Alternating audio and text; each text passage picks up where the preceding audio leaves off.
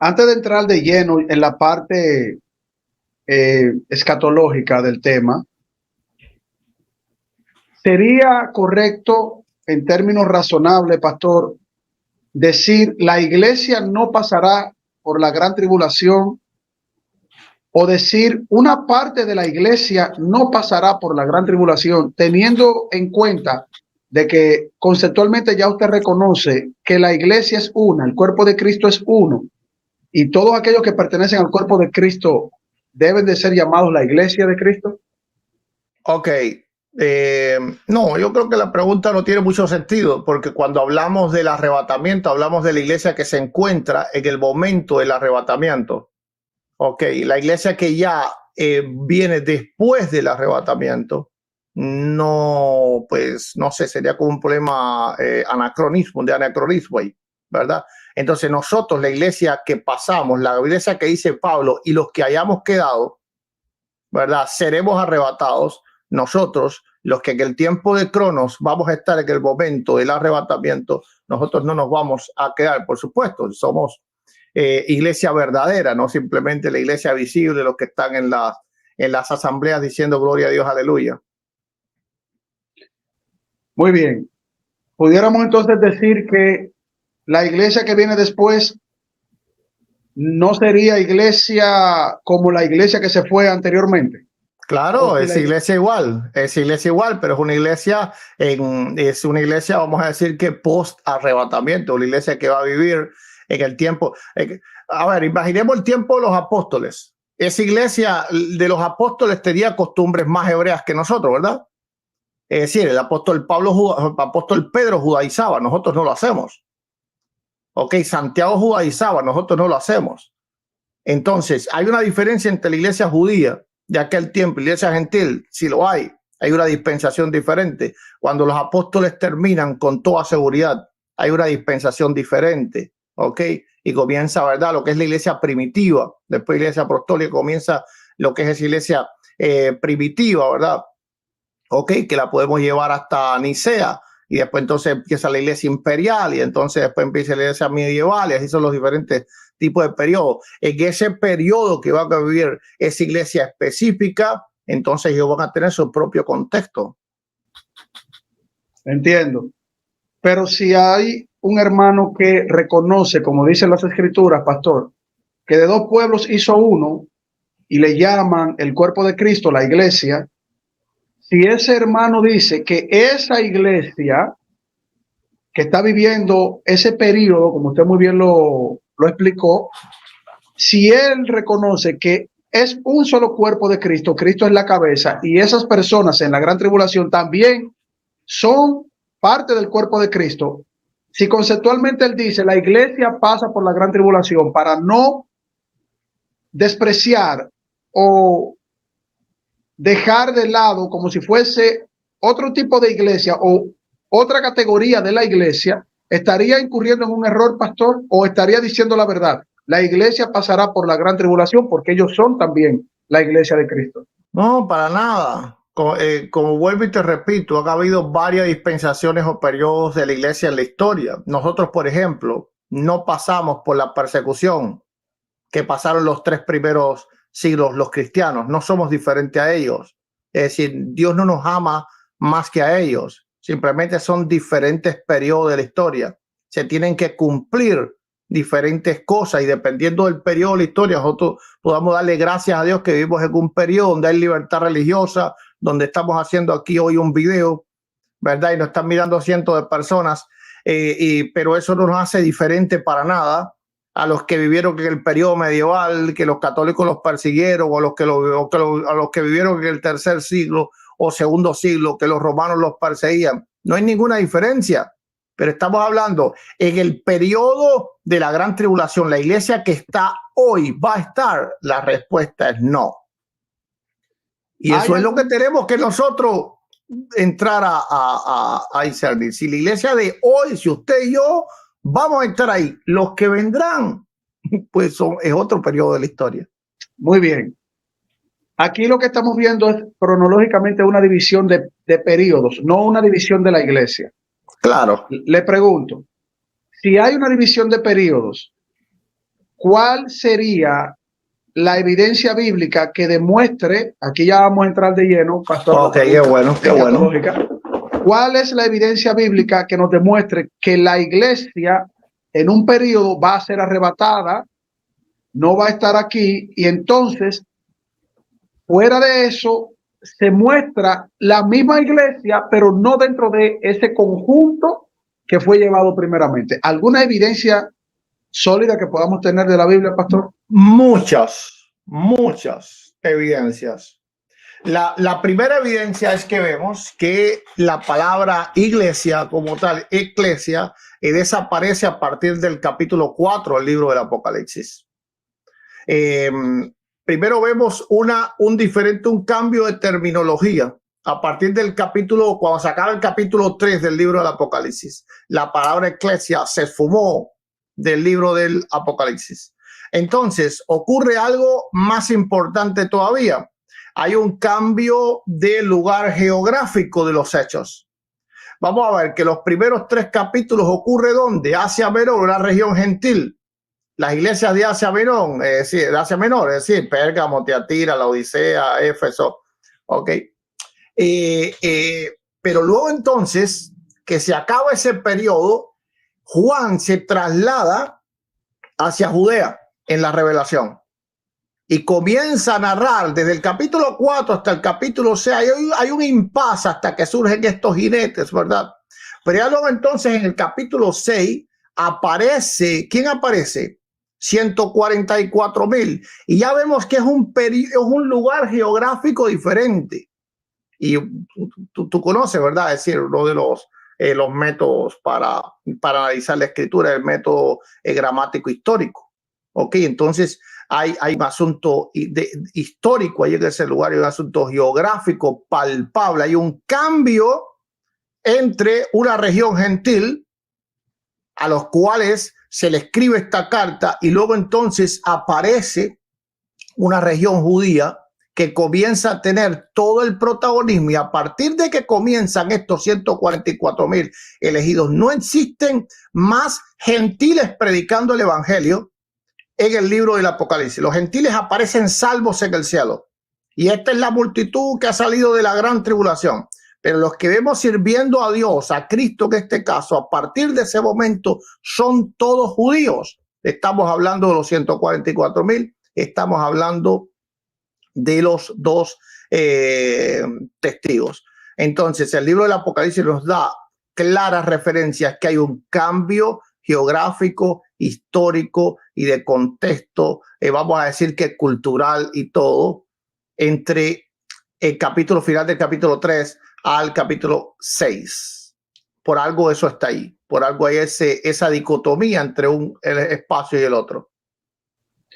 Pastor, usted mencionó Apocalipsis capítulo 3 para luego hacer una unificación, o sea, un cambio de lapso de tiempo entre los eventos. Yo le preguntaría, los mensajes que se le dieron a las iglesias en ese momento eran mensajes que están conectados con los eventos futuros, o las iglesias que están recibiendo ese mensaje son las iglesias que están ubicadas en el tiempo cronológico de la gran tribulación. El mensaje del capítulo 3 son las iglesias del Apocalipsis en el tiempo futuro para el apóstol Juan en la isla de Patmos, o esos mensajes eran mensajes para su tiempo, para que fuese presentado a las iglesias que estaban viviendo en ese momento un tipo de situación que tenía que ser corregida. ¿Cómo entendemos esa parte?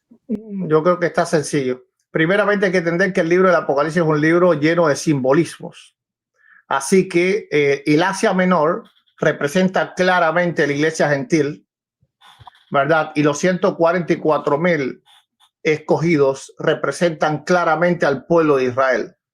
Más que el tiempo, que por supuesto no es preterista, es futurista, porque el Apocalipsis capítulo 1, verso 1, comienza diciendo: estas son las cosas que han de suceder.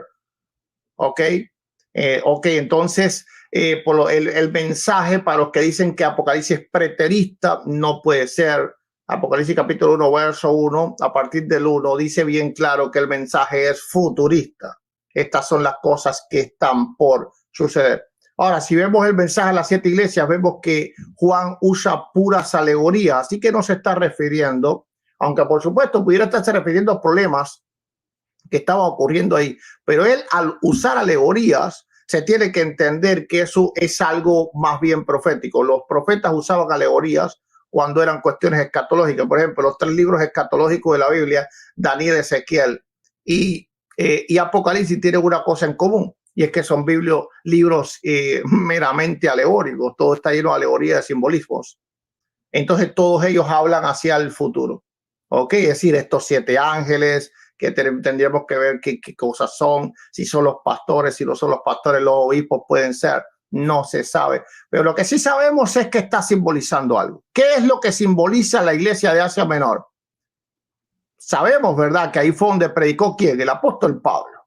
Es decir, esa era la región de los gentiles.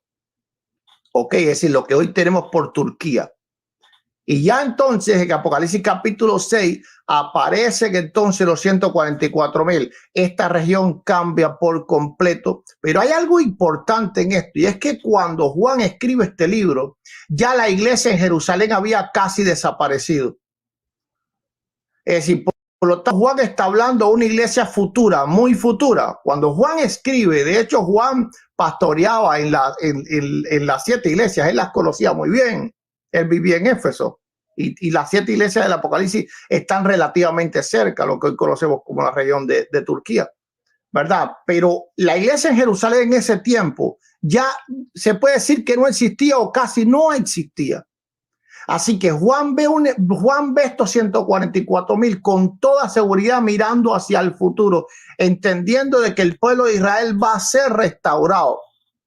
Por eso él no solo menciona a los judíos, sino que hace una recopilación de todas las tribus de Israel y las coloca igualmente a cada una de ellas en un mismo lugar, dándole un número exacto a cada una de estos 144,000, es decir, repartiendo estos 144,000 en todas las tribus. Así que con toda seguridad hay un simbolismo de restauración en esto. Entonces, Juan esperaba y estaba profetizando la restauración del pueblo de Israel. Recuerda que no hay profecía en la Biblia sin la restauración de Israel. Todos y cada uno de los que profetizaron siempre la restauración de Israel, y Juan no se quedó fuera de ello. Así que Juan no hablaba de gentiles en los 144,000, Juan hablaba de judíos en los 144,000. Pastor, ¿quiere decir esto entonces que las iglesias que se mencionan en el capítulo 2 y 3 son un tipo de alegoría? No estaban pasando problemas estas iglesias, sino que era algo que se vería como una visión profética de las iglesias hacia el futuro. 7 iglesias, pastor. Tú sabes, y yo estoy seguro que tú lo sabes, ¿verdad? Porque hemos hablado otras veces de eso, que los libros proféticos de la Escritura siempre tienen un doble cumplimiento. Es decir, tienen un contexto inicial de lo que está ocurriendo en ese momento, y entonces tienen un contexto profético o simbólico hacia el futuro. Esas iglesias existían, sí, y Juan las conocía muy bien, pero el contexto del Apocalipsis, hablando de que estas cosas están por suceder. Y recuerda que cuando tú lees las 7 cartas, vas a ver que siempre hay una amenaza futura. Arrepiéntete, acuérdate de dónde has caído, porque si no vendré a ti. Es decir, algo que va a ocurrir en el futuro, ¿verdad? Es decir, el Señor está profetizando y le está diciendo: arrepiéntete, vuelve a hacer las primeras obras, porque quitaré el candelero de su lugar. Y ahí está hablando de un tiempo de juicio. Entonces, el Señor está preparando, está diciendo a la iglesia: arrepiéntete, porque va a haber un evento futuro. Ok, entonces, con toda seguridad, hay un contexto inicial histórico, sí, pero hay también un contexto profético, también. ¿Por qué en Apocalipsis capítulo 3, o mejor dicho, capítulo 2, se le hace esta mención profética a una sola iglesia, diciendo que lo va a guardar del día de la tribulación? Y hora de la prueba. El día de la prueba. Bueno, sí, es que lo estoy leyendo también estoy tratando de irme a las traducciones que se dan del griego. Ok, aquí va. ¿Por qué una sola iglesia recibe un mensaje profético que tiene que ver con la persecución? No dice gran tribulación en el término en griego, pero bueno, la persecución ha vivido la iglesia todo el tiempo, ¿no? Desde que los apóstoles salieron a predicar a todo el mundo, estaban recibiendo persecución, incluso del pueblo de Israel, de los líderes religiosos. ¿Por qué interpretar escatológicamente un término que no tiene el mismo concepto en el idioma en el cual fue escrito, que dice gran tribulación? ¿Por qué persecución? Llevarlo a la interpretación de gran tribulación. ¿Y por qué una sola iglesia, pastor? Ayúdanos ahí. Interesantísima pregunta. Por eso es que la mayoría de los que creemos que el arrebatamiento, creemos que no todo el mundo se va al arrebatamiento, así que los que nos están escuchando, pónganse trucha, como dicen mis amados mexicanos. ¿Quién era la iglesia de Filadelfia? Aquí entramos a analizar el contexto. Sin lugar a dudas, la iglesia de Filadelfia era una de las mejores que había en el libro del Apocalipsis. Dice: escribe el ángel de la iglesia de Filadelfia, esto dice el santo, el verdadero, el que tiene la llave de David. Escucha esto, porque el que abre ninguno cierra, y cierra ninguno abre. Yo conozco tus obras. He aquí, he puesto delante de ti una puerta abierta, la cual nadie puede cerrar, porque aunque tiene pocas fuerzas. Nota que es una iglesia que no es grande, que no es una iglesia poderosa, que no es una iglesia rica. Dice: aunque tiene poca fuerza, has guardado mi palabra y no has negado mi nombre. He aquí, yo entrego de la sinagoga de Satanás a los que se dicen ser judíos y no lo son, sino que mienten. He aquí que yo haré que vengan y se postren a tus pies y reconozcan que yo te amo. Esto es importante porque la iglesia arrebatada va a regresar con el Señor a reinar sobre Israel. Escucha esto, porque aquí es donde se pone interesante el asunto. Dice: y se postren a tus pies y reconozcan que yo te he amado. Porque ¿a quién le dice eso? Esto es un mensaje contra los judíos que la persiguen. Entonces, aquí hay una promesa para esta iglesia gentil, que él la va a poner en un lugar donde los que se dicen son judíos y no lo son, sino sinagoga de Satanás. Es decir, le está hablando a los judíos perseguidores, por supuesto, que no son los judíos que le entregan su corazón a Cristo, sino que mienten. Aquí que yo haré que vengan y se postren a tus pies y reconozcan que yo te he amado. Pero escucha por qué: por cuanto has guardado la palabra de mi paciencia. ¿Y qué cosa es paciencia? La espera de su regreso. Recordemos las vírgenes, la espera de su regreso. Porque ¿qué cosa es la paciencia? ¿Verdad? La espera. Yo también te guardaré de la hora de la prueba que va a venir sobre el mundo entero. Escucha esto, porque esto está interesante. Tú dijiste una cosa importante: la iglesia siempre había estado en persecución. Por lo tanto, aquí eso no se está hablando de una persecución. Aquí se está hablando de una prueba que sobreviene sobre todo el mundo, no sobre la iglesia. Hay una diferencia entre las persecuciones, diversas persecuciones a lo largo de la historia, en los 3 primeros siglos, la época medieval, etcétera, etcétera. Las persecuciones actuales ahora en los países islámicos, pero esta no es cualquier cosa. Esto es una prueba que no viene sobre la iglesia, es una prueba que viene sobre el mundo entero, pero no es para probar a la iglesia, hermano. Pero que así está, que ataque, pero que clarísimo. ¿Para probar a quiénes? A los que moran sobre la tierra. Y aquí yo vengo pronto, retén lo que tiene para que nadie tome tu corona. Ok, entonces, hay un mensaje que esta iglesia, hay mucho aquí. Primeramente, esta iglesia con toda seguridad regresa triunfante con el Señor. ¿Qué le promete el Señor a los apóstoles? Vosotros que me habéis seguido, se van a sentar en tronos para reinar sobre la casa de Israel. ¿Qué le promete él a esta iglesia? Que el Israel, ¿verdad?, que los ha perseguido, se postrará delante de ellos y reconocerán que él los había amado. Es decir, que ellos son pueblo de él. Entonces, pues clarito. Estos van a ser arrebatados, van a ser guardados de la hora de la prueba. Ya está ahí. ¿Cuál es la prueba que viene al mundo que se conecta con la gran tribulación de una iglesia que la va a vivir, pero que no se va a ir con la primera iglesia, el primer grupo? ¿Cuál es la prueba que va a vivir el mundo, que va a vivir también la iglesia, que se queda en ese mundo y que también es la iglesia, y que no va a vivir esta iglesia de Filadelfia? Bueno, si vamos a la Biblia, la única prueba que viene sobre todo el mundo, sobre los moradores de la tierra, es la gran tribulación. ¿Verdad? ¿Por qué razón? Porque la gran tribulación es una prueba diferente, porque las demás persecuciones y pruebas y cosas que han ocurrido ha sido maniobra del diablo, digámoslo de esta forma. Es decir, guerra, Primera Guerra Mundial, Segunda Guerra Mundial. Sabemos que Dios no es el autor del pecado, ¿verdad? Así que no hacemos a Dios autor de ninguna de esas cosas. Yo sé que usted está de acuerdo conmigo en eso. Ahora, Dios tiene que venir a juzgar a los hombres. La prueba de la gran tribulación va a ser diferente porque va a ser un momento de retribución de Dios hacia los hombres. Es decir, los 21 juicios que vienen en el libro del Apocalipsis son 21 juicios de Dios. Estos no vienen sobre los creyentes. De hecho, recuerda que antes de que lleguen los juicios duros, el Señor sella a los 144. Me dice, no hagas daño todavía, ¿verdad? Le dice al ángel, y no hagas daño todavía hasta que haya sellado los siervos de mi Dios.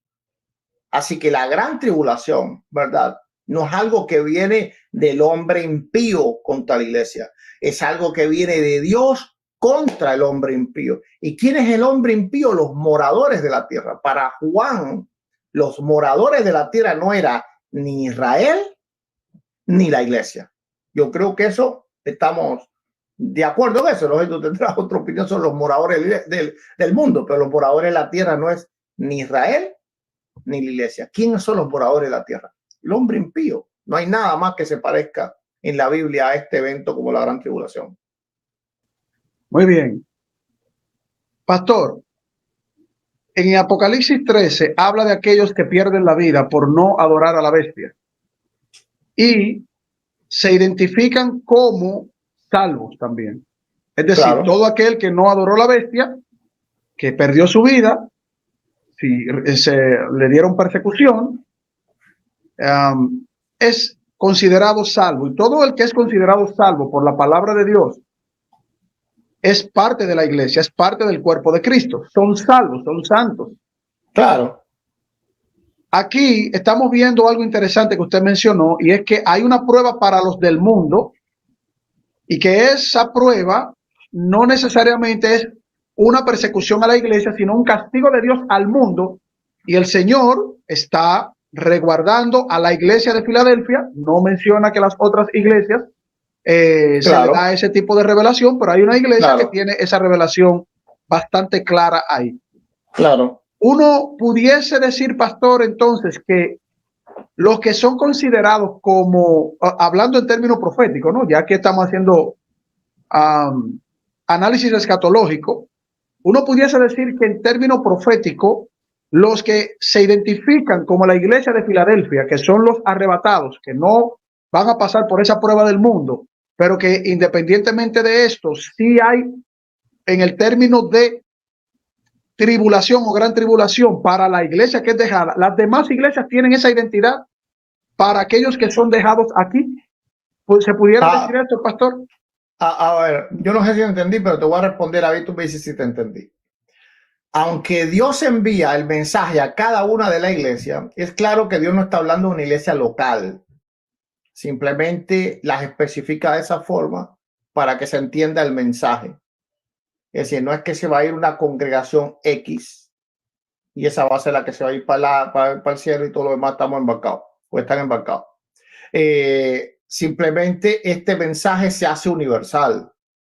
¿Quién es toda la iglesia de Filadelfia? Bueno, los que guardamos la palabra de su paciencia, ¿verdad? Todos los que guardamos la palabra de su paciencia, todos los que estamos esperando, los que creemos en el arrebatamiento y los que no creen también, porque tú también estás esperando la venida de Cristo, aunque no creas específicamente que la iglesia va a ser arrebatada antes. Todo lo que estamos esperando, todo lo que estamos esperando, ¿verdad? La palabra de su paciencia, vamos a ser librados de la hora de la prueba. Esto es un mensaje universal. Se le da, no sé, como las cartas del apóstol Pablo iban dirigidas a una iglesia, pero con toda seguridad sabemos que ese mensaje es universal. No sé si entendí bien la pregunta, pero eso Ok, creo que era la respuesta. vamos a formularla un poquito más sencilla, porque de verdad es un poquito complicado, porque yo estoy viendo una iglesia, porque para mí el cuerpo de Cristo es uno, independientemente de que un grupo se va adelante, y hay un grupo aquí que es dejado, reconoce al Señor, pierde la vida y son parte de la iglesia. O sea, Claro, no encuentro un punto, vamos a decir, nebuloso para yo no llamarle iglesia a aquellos que son también salvados por Cristo, aunque están aquí.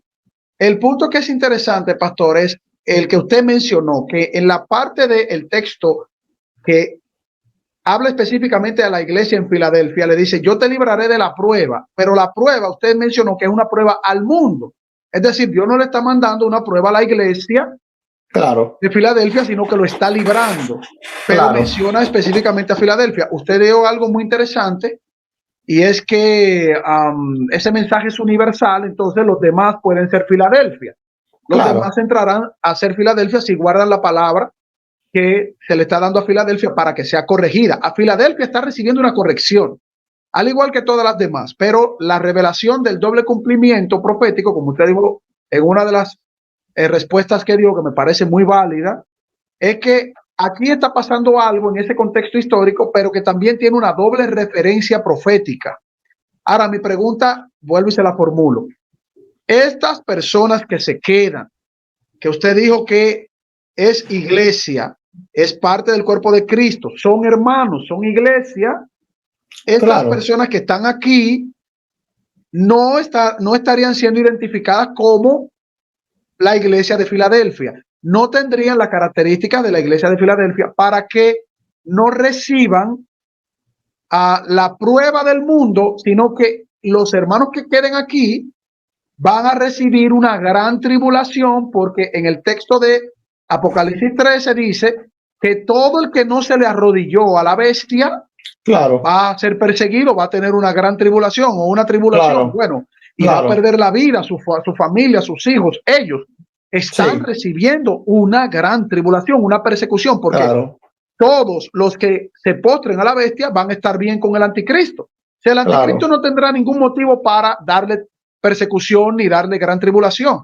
Y como la prueba es para los moradores de la tierra, no para la iglesia, esto significa que Dios mandará su juicio a los moradores de la tierra que estén con el anticristo, porque no se entendería, pastor, que el Señor, aparte de que el anticristo le da machete, disparo y bomba a los que no se postren a la bestia, Dios también vaya a castigar a sus siervos. Entonces, una cosa es la prueba al mundo y otra cosa es la tribulación que le genere el anticristo a esos hermanos que quedan. ¿Se te puede hacer explico. esa diferenciación ahí, A pastor? ver, a ver, te explico. Bueno, primeramente ya dejamos claro al principio, ¿verdad? Que va a quedar iglesia. Ahora, eh, dejamos claro antes que la palabra iglesia tiene muchos significados, ¿ok? Y iglesia se le llama una iglesia invisible, que le podemos llamar Filadelfia, una iglesia visible, que pueden ser los que se queden, es decir, personas que realmente no se han convertido bien, como hay muchísimos en las congregaciones. De hecho, la mayoría de las congregaciones, yo creo que, no sé, no voy a tirar cálculo, ¿verdad? Pero un gran por ciento en realidad no están convertidos de manera especial en este tiempo que el cristianismo es hasta novedoso, ¿verdad? Que hay buena música, buen ambiente, aire acondicionado y un montón de cosas buenas y hasta comida los domingos, ahí te dan unos tacos ahí en la iglesia. Así que la iglesia ahora se ha vuelto algo social. Por lo tanto, ahora hay mucha iglesia visible, pero ¿quién de esa iglesia es Filadelfia? Pongamos el ejemplo de los apóstoles. Yo creo que todas las cosas Dios las va profetizando en ciertos eventos, pero esos eventos están a lo largo de toda la Biblia y uno los tiene que encontrar para seguir el hilo. Como dice, el que tenga oídos oiga lo que el Espíritu dice a la iglesia. Hubo un apóstol que no pasó por la muerte, ¿verdad? Vamos a ver que todos los apóstoles pasaron por una muerte terrible, pero hubo uno que no lo hizo.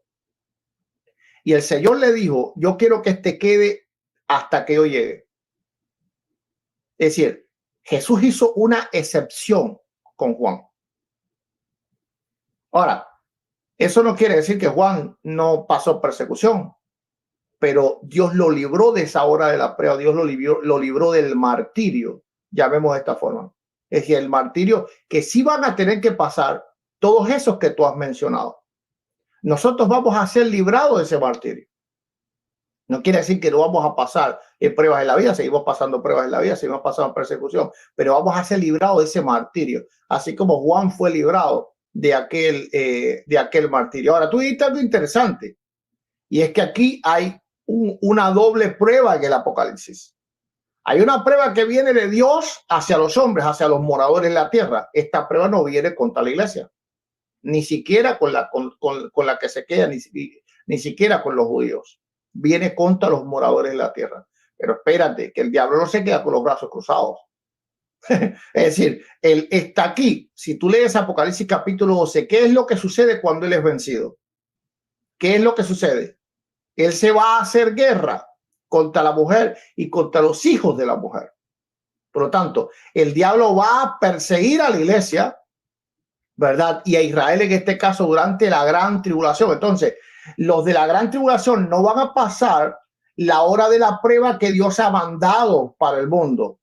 Es cierto, estoy completamente seguro que las llagas no llegan a ellos porque la escritura lo estipula. La escritura dice, no hagas daño todavía a las cosas hasta que hayan sido sellados los siervos de nuestro Dios.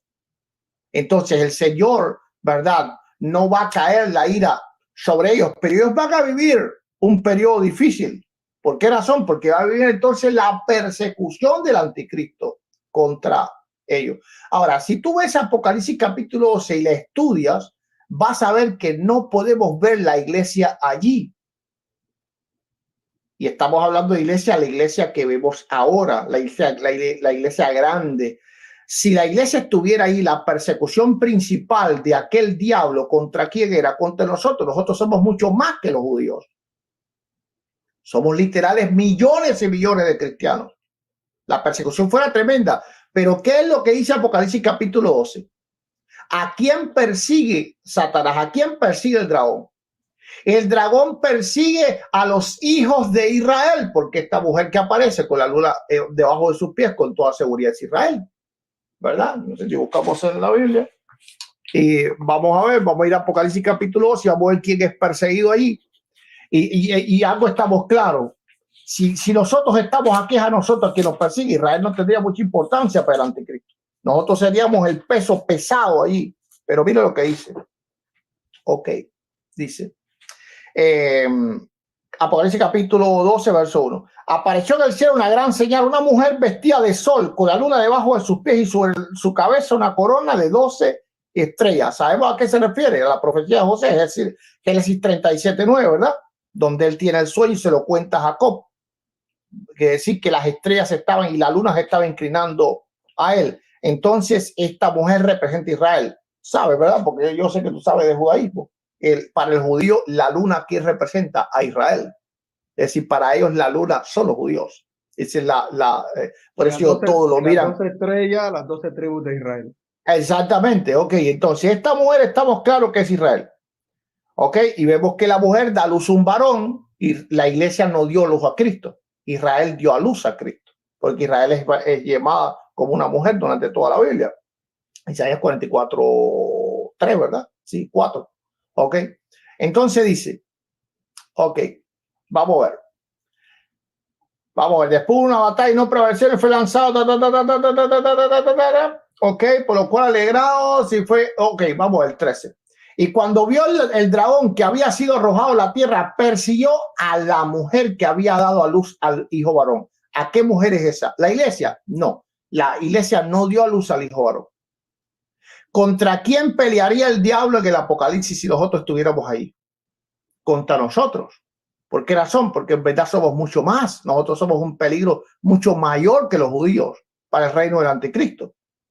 Ahora, vamos a ver, dice, se le dieron a la mujer las 2 alas de la gran águila para que volase delante de la serpiente al desierto, a su lugar donde sustentaba por un tiempo y la mitad de un tiempo, 3 años y medio. La Biblia en tiempo significa años. Este es un tiempo, ¿ok? Un año. Y tiempos, 2 años, 3 años. Y la mitad un tiempo, 3 años y medio. Entonces, esto es cuando ya, pues, Israel rompe el trato con el anticristo. Y dice el 15, y la serpiente arrojó de su boca hasta la mujer. Ok, ahora dice el 17, que es lo que nos interesa. Entonces el dragón se llenó de ira contra la mujer y se fue a hacer guerra contra el resto de la descendencia de ellos, los que guardan los mandamientos de Dios y tienen el testimonio de Jesucristo. Por lo tanto, ¿quiénes son estos creyentes? Es la iglesia. No puede ser.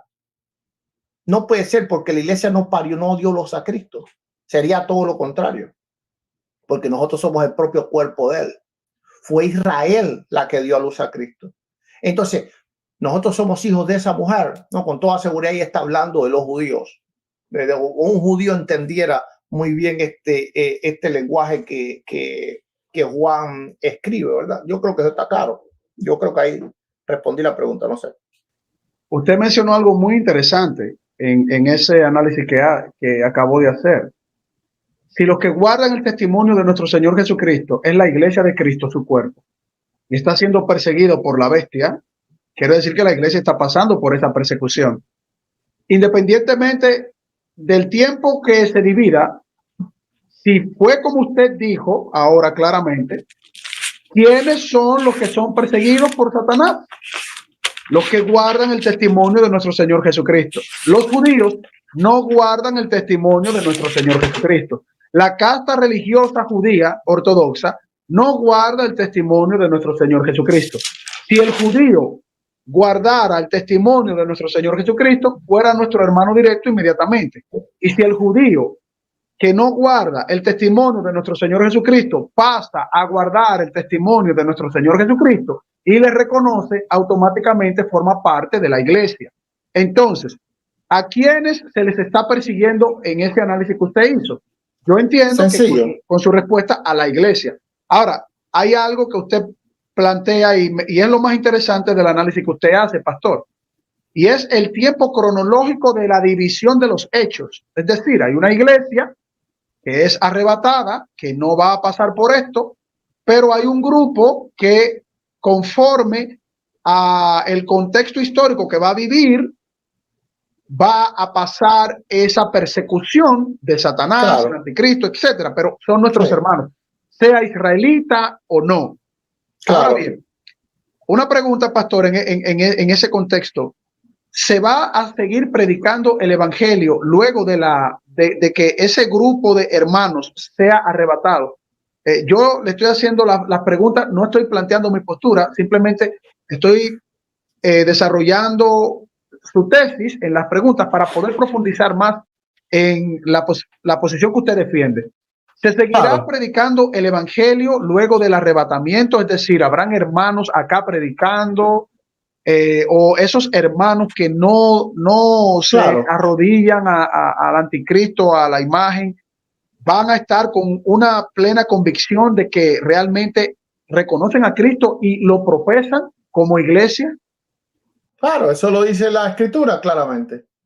Es decir, si vamos a Apocalipsis capítulo 7, que es después del capítulo 6, es decir, después que aparece, ya comienzan bien los juicios, en el Apocalipsis capítulo 7, dice el verso 2. Escucha esto, que esto es bien interesante.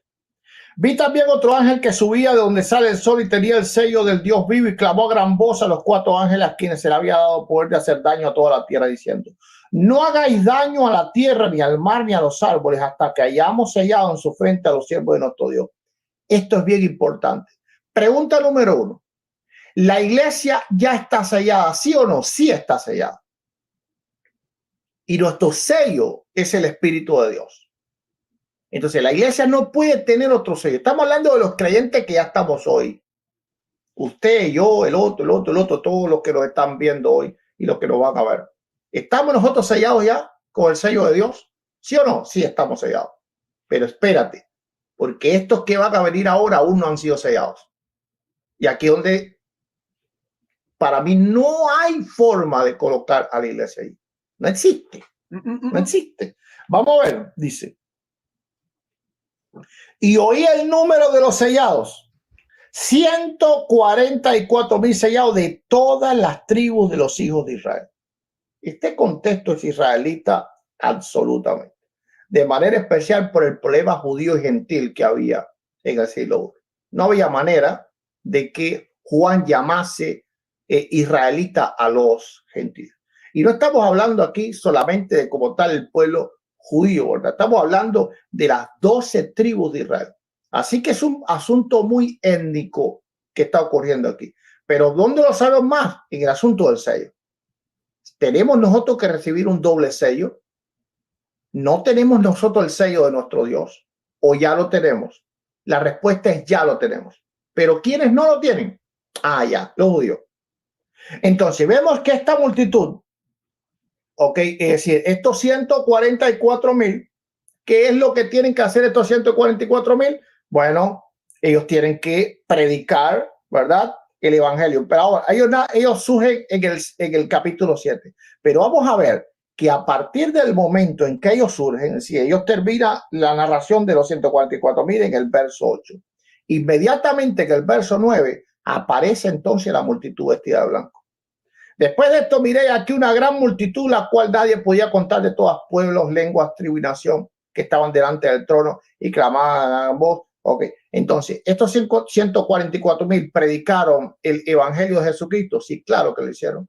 Y el Apocalipsis lo menciona varias oportunidades. Por ejemplo, si vamos en Apocalipsis capítulo 14, verso 6, dice: vi volar por en medio del cielo otro ángel que tenía el evangelio eterno para predicarlo a los moradores de la tierra, a toda nación, tribu, lengua y pueblo. Entonces, ¿se predica el evangelio en este tiempo? Sí, claro. Y vamos a ver que los dos testigos también, ¿verdad?, predican el evangelio. Es decir, el tiempo de la profecía de ellos, y profecía es traer la palabra de Dios. Estos dos testigos pues predican el evangelio de Jesucristo. Dice Apocalipsis 11:6. Estos tienen poder para cerrar el cielo a fin de que no lleven los días de su profecía. Tienen poder sobre las aguas para convertir en sangre y para herir la tierra con toda plaga cuantas veces quiera. Esto es importante, que esto es una referencia a Moisés. Moisés es el que libra al pueblo de Israel, pero ¿cómo lo libra? Con plagas, ¿verdad? Es decir, yo no creo que sea Moisés literal, que algunos creen que Moisés va como a resucitar o cuestiones como esa. No creo eso. Yo creo que es un elemento simplemente simbólico que está hablando de quien saca al pueblo de la esclavitud. Entonces, estos dos testigos vienen a sacar al pueblo de la esclavitud. ¿Y quiénes son estos dos testigos? Con toda seguridad son judíos, porque donde los matan y los exhiben.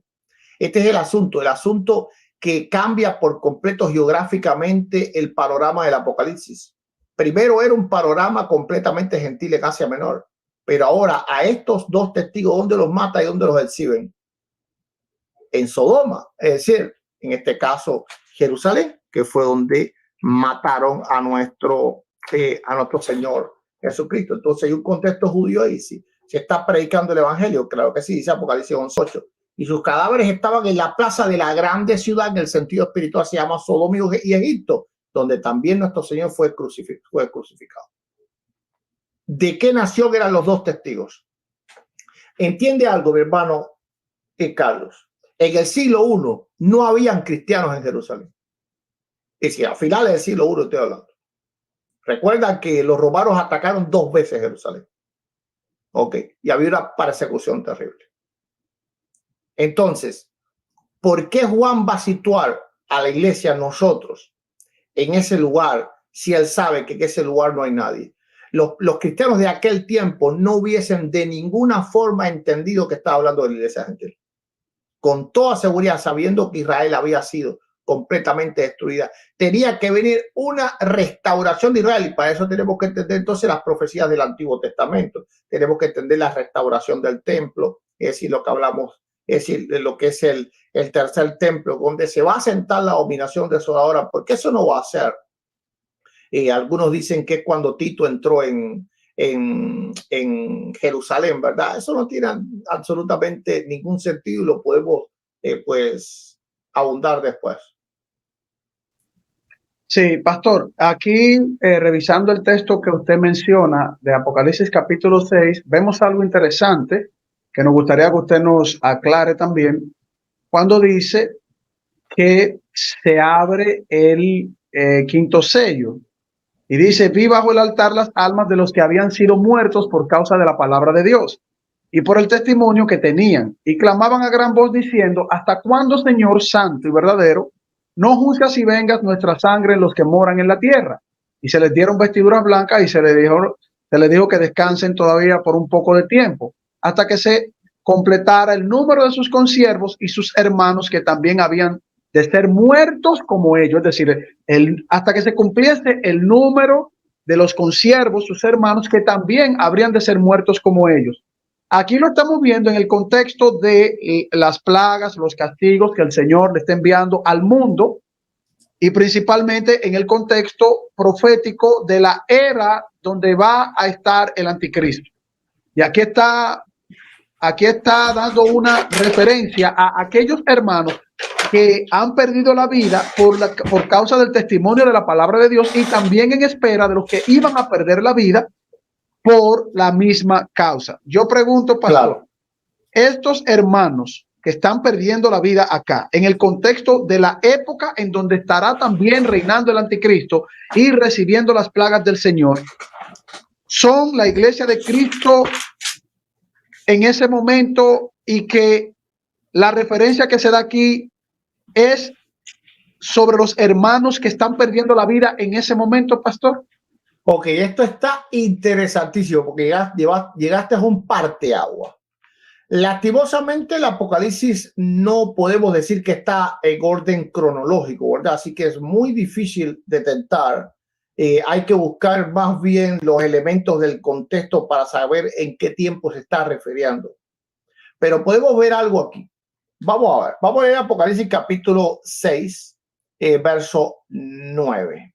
Dice, debemos siempre que en nombre del Padre, el Hijo y el Espíritu Santo, dice.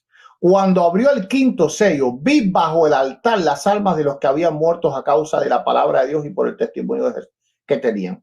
Bueno, vamos a ver. Juan conocía a estas personas, sí las conocía, no es que las conocía personalmente, mira, ahí está Pedro o algo así, sino que él sabía qué grupo de personas eran. Y esto es importante, porque Juan es un apóstol de la iglesia. Y note que Juan tiene el mismo trabajo como tal que Pablo. Juan en realidad pastoreó la iglesia gentil. ¿Ok? Entonces, Juan era pastor obispo en Éfeso. Es decir, en la región de Asia Menor, aunque lo vemos en los primeros años también en Jerusalén. Luego entonces él se dedica a Asia Menor. Entonces vamos a ver que Juan sabía quiénes eran. Vuelvo y repito, no de una forma individual, no que vio a Pedro, mira Pedro, no, sino que él sabía quién era. Pero ahora es cuando se le vuela la cabeza a la gente. Y es en Apocalipsis capítulo 7, con la multitud vestida de blanco. No son las mismas, porque recordemos que estos se les da vestidura blanca y se les dicen descanse un poco de tiempo. Así que estos no son los que han salido de la gran tribulación, ¿verdad? ¿Estamos claros en eso? No son los mismos. Pero estamos claros que Juan conoce quiénes son. Si Juan conoce quiénes son, él sabía, estos son los que han muerto, es decir, durante todas las persecuciones de la historia, ¿verdad? Ahora, vamos a ver qué pasa ahora en el capítulo 7. Dice el verso 13. Entonces uno de los ancianos habló diciéndome, oye, esta pregunta tiene algo, que tengo yo, que oigo lo que el Espíritu dice en la iglesia. Estos que están vestidos de ropa blanco, ¿quiénes son? ¿Y dónde han venido? No puede ser los primeros, porque los primeros estaban vestidos de blanco y él sabía quiénes eran. Le hubiese dicho Juan, espera, tú me estás hablando de los. No, vamos a ver qué es lo que dice Juan. Dice, yo le dije, Señor, tú lo sabes. Él no sabía quiénes eran. ¿Por qué razón? Porque hay una diferente dispensación aquí. Juan, al ser un apóstol de la iglesia, él sabía quiénes eran la iglesia, llamémosle en la dispensación eclesiástica, lo que se le llama, ¿verdad? Dispensación eclesiástica, es decir, el tiempo hasta el arrebatamiento, llamémoslo así, antes de entrar en el periodo escatológico ya. Juan sabía quiénes eran, pero ojo, que estas personas ahora que habían salido de la gran tribulación, él no sabe quiénes son. Entonces él ve un pueblo que él no lo logra distinguir. ¿Por qué razón? porque ya este pueblo no había nacido de la predicación, llamémosla eclesiástica, esta iglesia, ¿verdad? Este pueblo había nacido de la predicación de esos 144,000. Por lo tanto, a Juan se le vedan los ojos para que él no sepa quiénes son esta gente. Y esto tiene un sentido espiritual aquí. Aquí hay una diferencia entre los que él conoce y dice, ¿quiénes son esos? Siempre esos son los que murieron a causa de la palabra. Ah, sí, los que estaban debajo del altar. ¿Por qué tú lo sabes, Juan? Bueno, pues claro, yo conozco, entonces, esta es la iglesia. Pero ¿por qué él no dijo los que habían muerto por el testimonio de Jesucristo? ¿Por qué él no dijo eso? ¿Me entiendes? Él no sabía quiénes eran. A pesar de que él sabía por qué ellos habían muerto, estaban ahí, habían muerto, pero no sabía por qué. Ahora dice, yo le dije, Señor, tú lo sabes. Y él me dijo, estos son los que han salido de la gran tribulación en lavado su ropa. Entonces el apóstol Juan no conoce los salidos de la tribulación. Eso nos tiene que decir algo. Eso tiene que decir que está hablando de dos periodos históricos diferentes. Dos periodos históricos en el cual el apóstol Juan no tiene, llamémoslo así, la potestad para ver quiénes son los del lado allá. ¿Por qué razón? Porque estos los del lado allá vienen en el periodo de la restauración de Israel. Como dice el apóstol Pablo, cuando pase el tiempo de los gentiles, entonces todo Israel será salvo.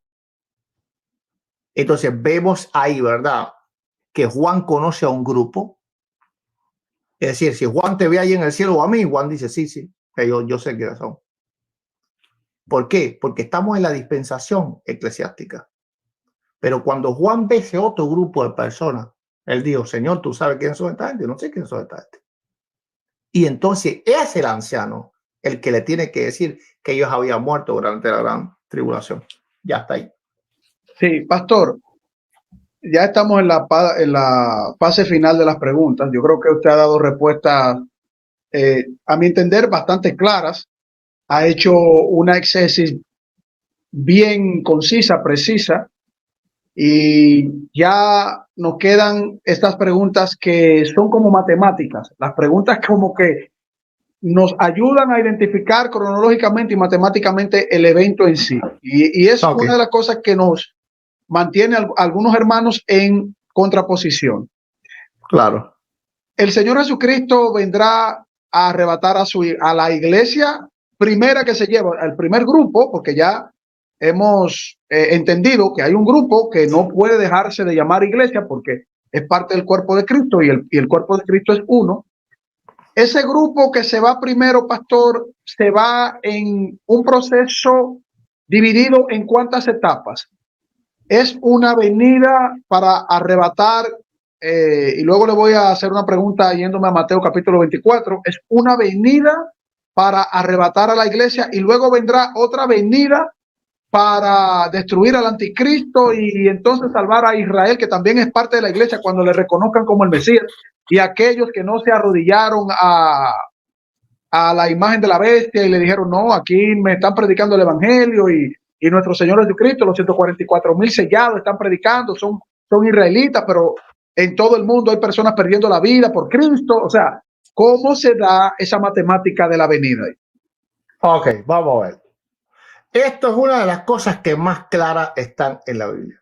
Pero para eso, ¿verdad? Inclusive yo pensé que nos íbamos a meter en el asunto del templo, que aclara mucho más todo este tiempo, pero esto es demasiado ya profundo. Ya tenemos que hacer otro programa sobre eso, porque si tú estudias el libro de Daniel, el libro de Ezequiel, es imposible que la iglesia pasase por la tribulación, pero eso lo dejamos otro día. Vamos a ir a este tema, pero para entender bien todo esto del arrebatamiento hay que estudiar muy bien las profecías del Antiguo Testamento, hay que estudiar muy bien la profecía de Daniel, hay que estudiar muy bien la profecía de Ezequiel y hay que estudiar qué es lo que Pablo esperaba, ¿verdad?, respecto a esto. Ahora, vamos a ver, dice 1 Tesalonicenses capítulo 4, verso 17. Luego los que vivimos, los que hayamos quedado, seremos arrebatados juntamente con ellos en las nubes para recibir al Señor en el aire, así estaremos siempre con el Señor. La primera pregunta que tú tienes que hacerte, hermano Carlos, cuando estudias este tema es, ¿dónde recibe a la iglesia al Señor? ¿La recibe en la tierra conforme a Zacarías 14? No, no la recibe en la tierra. Cuando lees Zacarías 14, vas a ver que los que lo ven son los judíos, es decir, y mirarán al que traspasaron. Ok, eso es muy importante, ¿verdad? Ok, entonces mirarán al que traspasaron. Ellos lo reciben en la tierra. Él pondrá los pies sobre el monte de los olivos y se abrirán en dos. Pero vamos a ver que en este caso la iglesia no recibe al Señor en la tierra. Si tú esperas recibir al Señor en la tierra, no. Te tienes que hacer católico. Yo sí lo voy a recibir en la tierra. Pero si tú eres iglesia del Señor, tú no lo recibes en la tierra. Tú lo recibes en el aire. Y para recibirlo en el aire, tú tienes que haber sido arrebatado antes. Sitúate en el orden, porque Pablo sí habla cronológicamente. Pablo no está hablando como habla Juan. Dice, luego nosotros, los que vivimos, los que hayamos quedado, seremos arrebatados juntamente con ellos. ¿Dónde? En las nubes. El arrebatamiento no ocurre en la tierra. Ahora, ¿cómo se explica eso? Bien, primero hay que entender que nosotros vamos a ser levantados por el Espíritu Santo. Y eso vamos a estudiar también Tesalonicenses ahora para explicar este tema de ser levantado. Pero tenemos que entender que el arrebatamiento no ocurre en la cama ni sentados aquí, como narran las películas. El arrebatamiento ocurre en las nubes. Nosotros somos levantados y en las nubes somos arrebatados. Pero ¿para qué somos arrebatados? Para recibir al Señor. Y aquí tendríamos que ir a la parábola de las vírgenes, sensatas e insensatas. Y hay que entender las costumbres del pueblo de Israel. Al novio, y por eso es la definición de novia es la que tenemos que usar, no de congregación, pero congregación son cualquiera, es Filadelfia y también la Odisea y Pérgamo y Tiatira y Éfeso y todo lo demás. Ok, pero la novia es Filadelfia. Ok, entonces esta novia, ¿verdad? Que estaba esperando al Señor. Ok, tenía a estas vírgenes que somos nosotros, es decir, somos los miembros de esa novia, que nosotros tenemos que ir a recibir al esposo. Porque el asunto era que el esposo no podía llegar hasta donde estaba la novia, porque recuerda que la novia también es Israel. Pero vemos que el esposo viene a donde está la novia. La novia sí está, pero nosotros, las vírgenes, no vamos a esperarlo con la novia. ¿Qué vamos a hacer nosotros? Nosotros vamos a ir a recibirle. Si usted no va a recibirle, usted no va a entrar a la boda, ¿verdad? Ok, entonces eso sería un grave problema. Y eso lo vemos aquí, porque Pablo dice que nosotros salimos a recibir también al novio. ¿Dónde lo recibimos nosotros? Lo recibimos en las nubes, lo recibimos en el aire. Por lo tanto, ¿nosotros vamos a estar aquí en la tierra? No. El cristiano que no cree en el arrebatamiento piensa que nosotros vamos a estar aquí, va a llegar el Señor, vamos a reinar con Él. Los que creen en el milenio, bien. Los que no creen en el milenio, pues de otra forma, pero igualmente, pero la Biblia no dice eso. Pablo no dice que nosotros vamos a recibir al Señor aquí. Si tú crees que tú lo vas a recibir en República Dominicana, nada de eso. Usted lo va a recibir en las nubes. Así que, ¿cómo lo recibes en las nubes si no estás antes en las nubes? Es imposible. Por lo tanto, tú tienes que ser levantado y arrebatado para poderlo recibir a Él en el aire. Dice, y así estaremos para siempre con el Señor. ¿Por qué razón? Porque Él regresa luego con nosotros para reinar 1000 años. Ya no nos separamos más de Él. Entonces, ¿existió una venida aquí? No, porque nosotros vamos a recibirlo. A ver, suponte que yo llego a República Dominicana y tú me vas a recibir al aeropuerto y me llevas a tu casa. ¿Cuántas veces fui a tu casa? ¿2 o una? Una sola. Porque yo llegué al aeropuerto y tú me viniste a recoger a mí al aeropuerto. Y juntico los dos, fuimos para tu casa y me hiciste ahí un buen arroz con plátano frito. Ok, entonces, de esa forma es que Pablo lo escribe. Entonces, ¿cómo piensa la gente? Que no, que el Señor llega, me toca a mí a la puerta, Eduardo, que nos vamos. Carlos, dale, tú no creías en eso, me toca, te voy a llevar. Eres una buena oveja, eres oveja del Señor. Y te digo, pero eso no ocurre así. La Biblia dice claramente cómo ocurre. Nosotros primero somos levantados y somos arrebatados en el aire. Y entonces vamos a recibir al Señor a mitad de camino, como las vírgenes sensatas reciben al novio. ¿Hay 2 venidas? No hay 2 venidas. Si usted me va a recoger a mí al aeropuerto y usted me dice que yo he ido 2 veces a su casa, yo te voy a decir, oye, pero eso de cosa es, se te fueron los cables a la cabeza. Jesús no ha venido. Porque Jesús cuando venga, eso sacaría capítulo 14. ¿Ok? Entonces, bueno, yo creo que ahí respondí esa pregunta. Sí, ya entendí. Cronológicamente hay un solo evento, pero que está dividido en 2 etapas. Es decir, como vimos, el matrimonio, exacto, sí. el matrimonio está dividido en 2 etapas. Nosotros vamos a recibir al novio y el novio viene con nosotros por su novia, ¿verdad? Que todavía está aquí aguardando porque Israel es parte. Dios no tiene dos novias, ¿eh? Y en el Antiguo Testamento le dice a Israel que tú eres mi esposa. Entonces Dios no es adúltero, no se peleó de una para unirse a la otra. Y recordemos que la otra todavía está aquí, son los siervos de nuestro Dios, ¿verdad? Que están siendo sellados en el capítulo 7 del libro del Apocalipsis. Nosotros vamos a recibir al Señor para que Él venga entonces a buscar a su novia. Somos las vírgenes que alumbramos, ¿verdad? El camino de Cristo, con otras palabras. En el texto de Mateo capítulo 24, dice lo siguiente, pastor, y le voy a formular la pregunta con este texto. Claro. E inmediatamente después de la tribulación de aquellos días, está hablando del tiempo donde el anticristo está llevando a cabo su reinado, el sol se oscurecerá y la luna no dará su resplandor, y las estrellas caerán del cielo y las potencias de los cielos serán conmovidas. Exactamente la profecía de Isaías. Entonces aparecerá la señal del Hijo del Hombre en el cielo, un evento. Claro. Y entonces lamentarán todas las tribus de la tierra y verán al Hijo del Hombre viniendo sobre las nubes. Lo está viendo el mundo. Claro. Con poder y gran gloria. Claro. Y enviará sus ángeles con gran voz de trompeta y juntará a sus escogidos.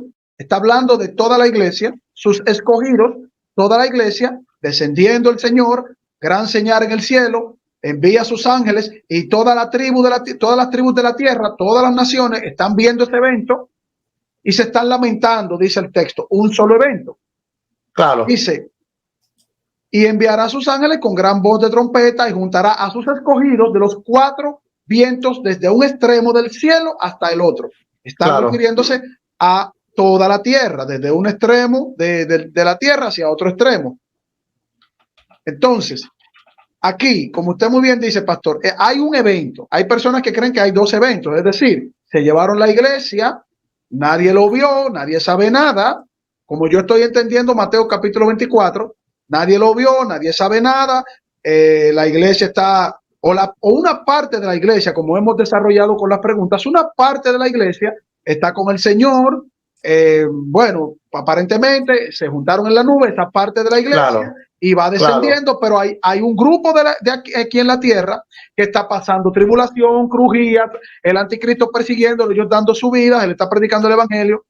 Sin embargo, pastor, la pregunta es, si el evento es uno, y aquí Mateo capítulo 24 me dice que toda tribu y lengua va a lamentarlo y lo va a ver, la gran señal del Señor. Y viendo esta gran señal, el Señor manda a sus ángeles para recoger a sus escogidos. ¿A qué se refiere el Señor aquí? A un grupo de escogidos, donde ya hay otro grupo de escogidos que no lo dice Mateo capítulo 24, porque habla de los escogidos en plural. O si esos que están siendo recogidos, esto también se llama arrebatamiento, porque dice, serán arrebatados. O sea, ¿cuántos arrebatamientos hay en Mateo capítulo 24? A ver, ¿dónde en Mateo capítulo 24 hay arrebatados para yo saber a qué texto te estás refiriendo? En el versículo 29 está hablando de que los ángeles son enviados a todas las tribus y lenguas a Mateo 24, inmediatamente después de la tribulación de aquellos días, el sol se oscurecerá, la luna, ¿eso? Sí, correcto. Ese grupo. Ok, verso 31. Ok, verso 31. Ok, perfecto. En el contexto de Mateo completo, ese grupo son los que están siendo arrebatados en las nubes, pastor. Entonces quiero entender la parte de la división del evento cuando estoy completamente de acuerdo en la pregunta que usted hizo un buen análisis de que es un evento y que mucha gente se confunda. Ahora, queremos identificar si estos escogidos que los ángeles los están tomando y los pueblos de la tierra lamentándose, no es secreto porque los están viendo al Señor. ¿Dónde está el otro grupo que no se ve aquí, que ya se fue arrebatado ocultamente? Porque Mateo nos enseña un solo evento acá. Claro. Mira qué fácil se resuelve el dilema. Bueno, tú sabes, ¿verdad? Cuando se analiza la Biblia, cuando tú analizas dos eventos, Porque tú estás viendo dos eventos. Bueno, sí, ¿verdad? Que están unos escogidos y también entonces están otros escogidos. Hay dos escogidos, tres escogidos, cuatro escogidos, cuántos escogidos y cuánto rato, cuánto arrebatamiento, que es una locura. Bueno, cuando tú analizas dos eventos y para tú saber si son paralelos o se está hablando de cuestiones diferentes, de grupos diferentes, tienes que ir a los pequeños detalles, aunque aquí no hay un pequeño detalle, un detalle grandototi que te dice claramente que aquí no se está refiriendo a la iglesia, sino al pueblo de Israel o a otro grupo diferente que en este caso es Israel. ¿Por qué razón? Vamos a leerlo. Dice, verso 30. Entonces aparecerá la señal del Hijo del Hombre en el cielo y entonces se la aventarán todas las tribus de la tierra. Esto es importante. Es decir, en este caso el Señor no dice en nada acerca de que la iglesia gozosa del Señor. No, no, aquí es decir, cuando Él aparezca, Él dice, esto no va a ser bueno. Dice, viniendo sobre las nubes del cielo con poder y gloria. Ahora, el 31 es el que nos concierne bien. Y enviará a sus ángeles con gran voz de trompeta y juntarás a los escogidos de los cuatro vientos de la tierra, de un extremo del cielo hasta el otro. Y ahí entonces donde dicen los postribulacionistas, ¿ves que después de su venida? ¿Ves que después de la tribulación? Si en el verso 29 dice que después, inmediatamente después de la tribulación, parece que todo aquí está resuelto, pero se nos olvida algo. Se les olvida quiénes son los que reúnen a los escogidos. ¿Quiénes son? Ah, ya sé, los ángeles. Pero en el arrebatamiento es diferente. Vamos a ir a 1 Tesalonicenses capítulo 4 y verso 16. Porque el Señor mismo, no los ángeles, con voz de mando, con voz de arcángel y con trompeta de Dios descenderá del cielo y los muertos en Cristo resucitarán primero. Luego entonces los que quedamos, vamos a ver por en el contexto para seguir leyendo. Luego entonces los que vivimos, los que hayamos quedado, seremos arrebatados juntamente con ellos. Hay dos diferencias aquí, hay dos que escogen a los escogidos. Hay dos que reúnen, hay dos con voz de trompeta. Porque sabemos que voz de trompeta se llama convocación, ¿verdad? Es decir, cuando la Biblia habla de trompeta es convocación, se está convocando a llamar, se está convocando a la guerra. Para eso en Israel se usaban las trompetas.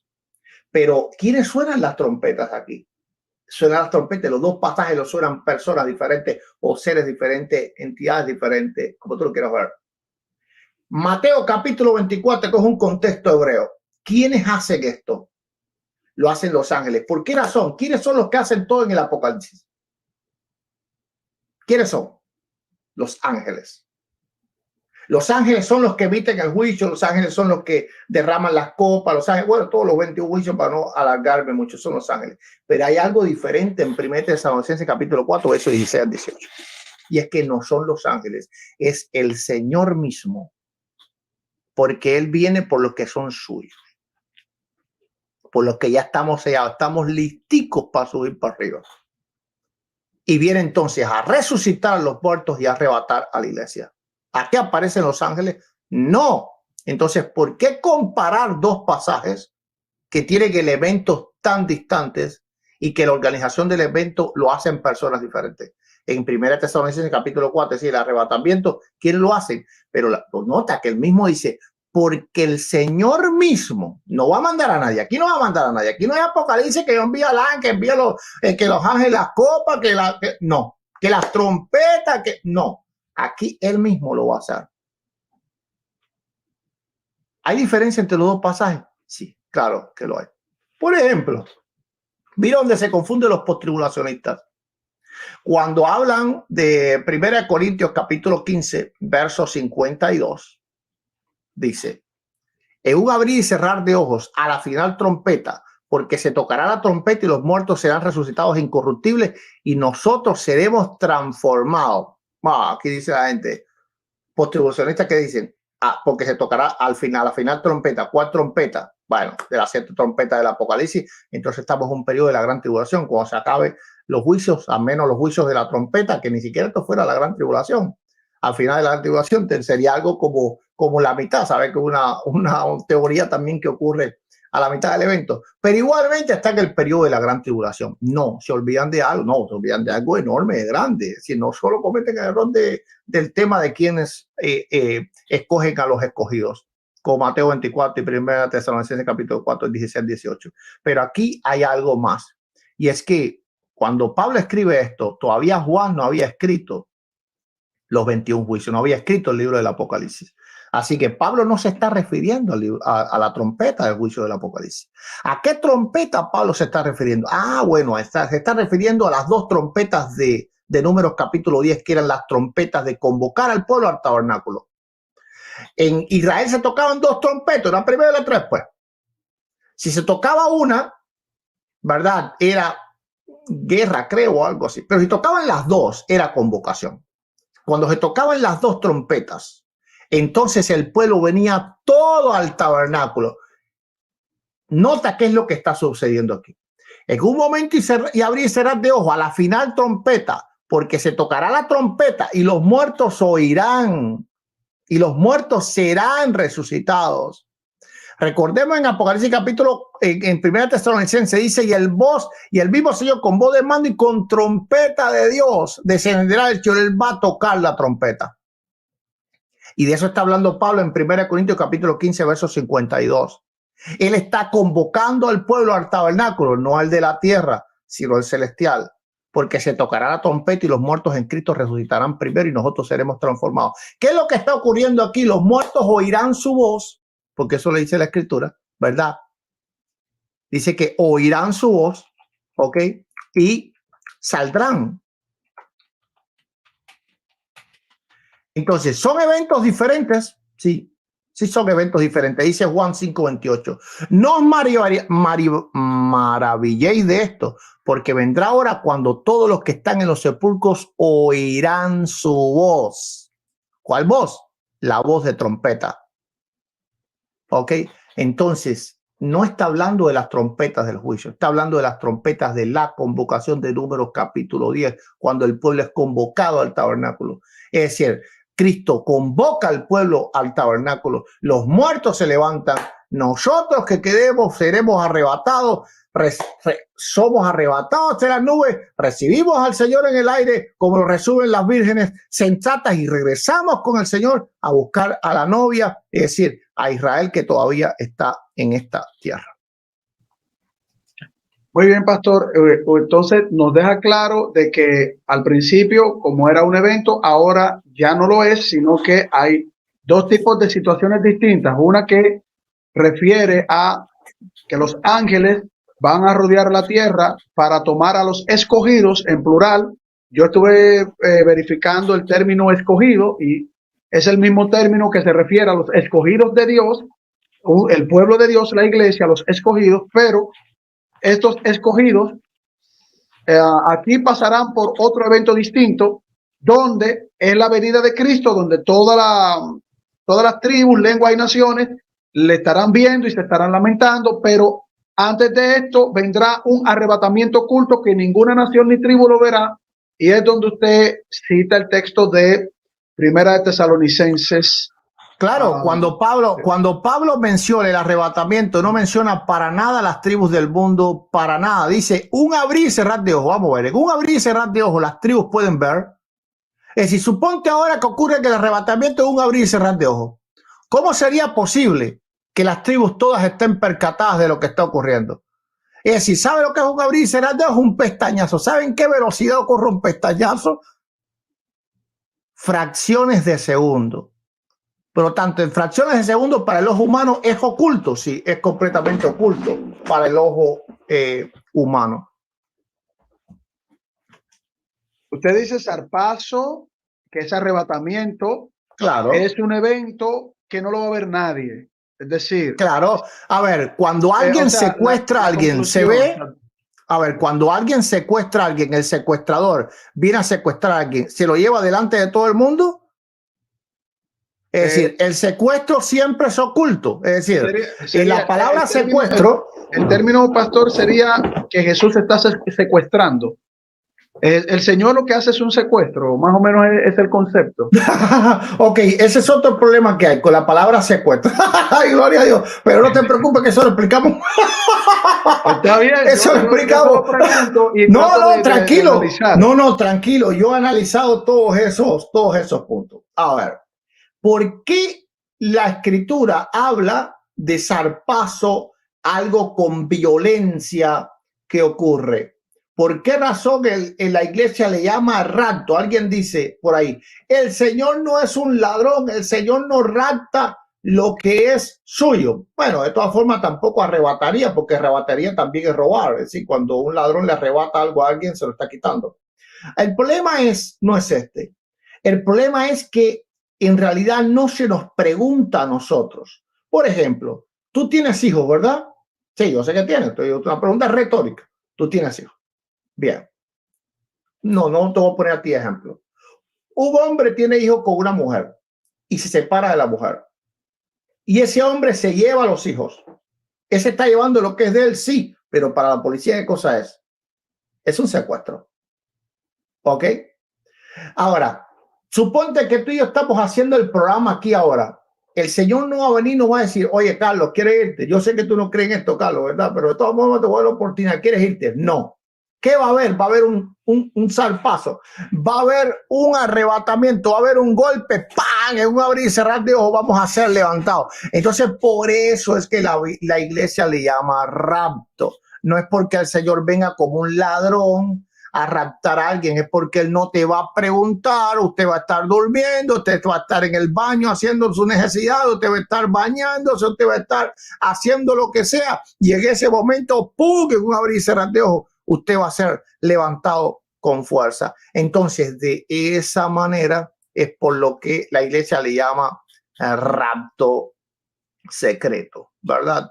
Pero al que le gusta mejor arrebatamiento, está bien. Cualquiera de las dos, hay que saber que es lo mismo y es un delito igual. Si tú arrebatas algo, es un delito. Si tú raptas algo, es un delito igual. Así que no es que una palabra sea mejor que la otra. El Señor emplea bueno, ahí estoy un poquito confundido porque es una de las cosas que mantiene el análisis quizá con contraproducencia, ¿no?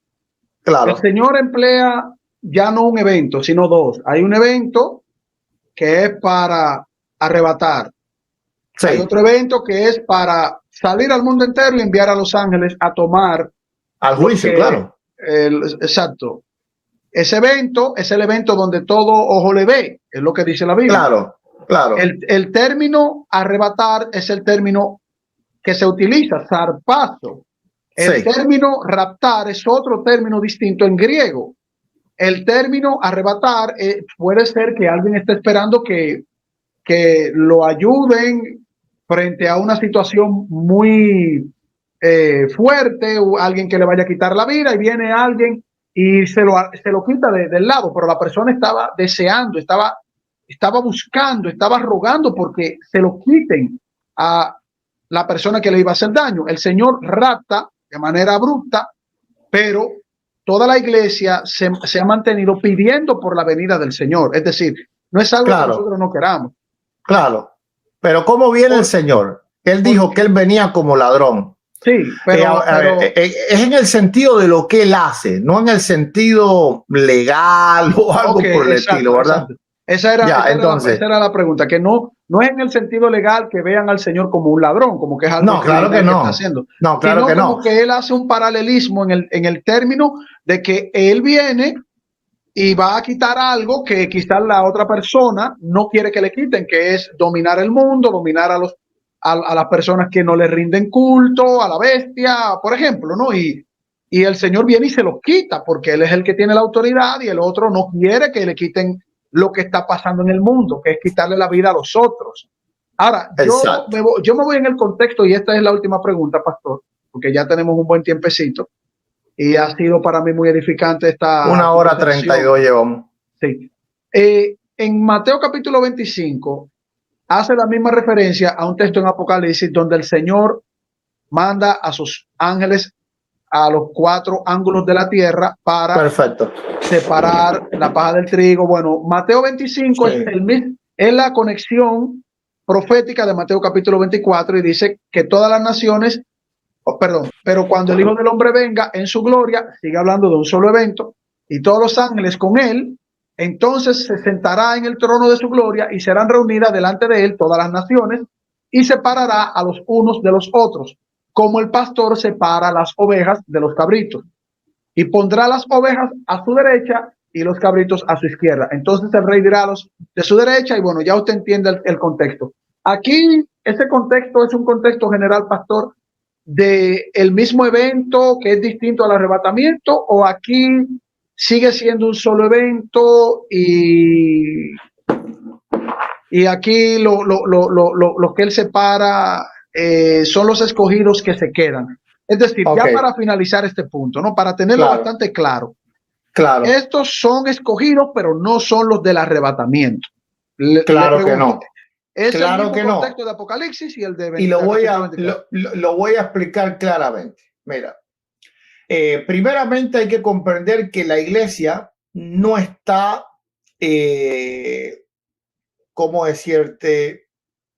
A ver, vamos a ir. Te voy a leer el texto para yo entonces.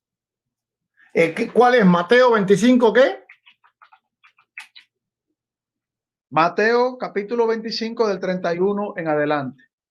Ok. Mateo 25 del video 31. Ok, vamos a ver. Bueno, vamos a ir primero del Mateo 24. ¿Cuál del Mateo 24? Los escogidos, para ir viendo la diferencia que hay entre una cosa y la otra. A ver un momentico. Va a ser sencillo, no te preocupes. Esto va a ser fácil. Ok. Vamos a ver. Ok. Dice, ok, vamos a ver. Mateo capítulo 24, verso 30. Entonces aparecerá la señal del Hijo del Hombre en el cielo, y entonces se lamentarán todas las tribus de la tierra y verán al Hijo del Hombre viniendo sobre las nubes del cielo con poder y gloria. Enviará a sus ángeles con voz de trompeta y juntará a los escogidos de los cuatro vientos del extremo al otro de la tierra. Vamos a ver, ¿cómo es que está el pueblo de Israel? El pueblo de Israel está disperso. Es decir, por eso él manda a sus ángeles a buscar a los escogidos desde los cuatro puntos de la tierra. Pero esto es importante, porque si los va a buscar es porque los va a juntar en un mismo lugar. ¿Cuál es ese lugar? Para eso tienes que entender las profecías. Sabemos, ¿verdad?, que cuando el Señor regrese, cuando el Mesías regrese, todo Israel va a ser vuelto a su tierra. ¿Entiendes eso, verdad? Sí. Entonces, para que eso se ocurra, para que eso se cumpla, todos los escogidos, ¿qué tiene que pasar? Tienen que ser traídos desde los cuatro puntos, porque nota que dice, enviará a sus escogidos con gran voz y juntarán. Juntar significa ponerlos todos en un mismo sitio. ¿Sí o no? Aquí no está hablando de arrebatar. Aquí está hablando de juntar. Una cosa es arrebatar y otra cosa es juntar. Estamos hablando de dos eventos completamente diferentes. Y ahora va a pasar al de Mateo 25. Lo juntarán para llevarlos a todos a Israel. Juntarán a todos. Por supuesto, se tiene que cumplir la profecía. Y también los salvos que se fueron arrebatados en el evento único, pero que se dividen. Nosotros vamos a regresar con el Señor, y ahora lo vamos a ver, que el Señor va a volver con todos sus santos. Ok, así podemos ver esos pasajes ahora. Pero los estamos hablando los que vienen con el Señor, y también los escogidos a todos. Mira, aquí está hablando específicamente del pueblo de Israel, porque el pueblo de Israel son sus escogidos en este caso. Ok. Y vamos a verlo ahora como él lo dice abajo. Por eso tenemos que leer un poquitico más para que veamos el contexto. Dice, de la higuera prender la parábola. Y está hablando aquí un sentido israelita. Cuando ya su rama está tierna y brotan las hojas, sabéis que el verano está cerca. Si vosotros, cuando vais a estas cosas, conocer que está a las puertas, de cierto Dios que no pasará esta generación hasta que todo esto acontezca. El cielo y la tierra pasarán, pero mi palabra no pasará. Ahora, escucha esto. Pero en el día y la hora nadie lo sabe, ni aún los ángeles de los cielos, sino solo mi Padre. Mas como en los días de Noé, así será la venida del Hijo del Hombre, porque los días Antes del diluvio estaban comiendo, bebiéndose, casándose y dándose en casamiento hasta que no entró el arca y no entendieron, hasta que viene el diluvio y se los llevó a todos. Así también será la venida del Hijo del Hombre.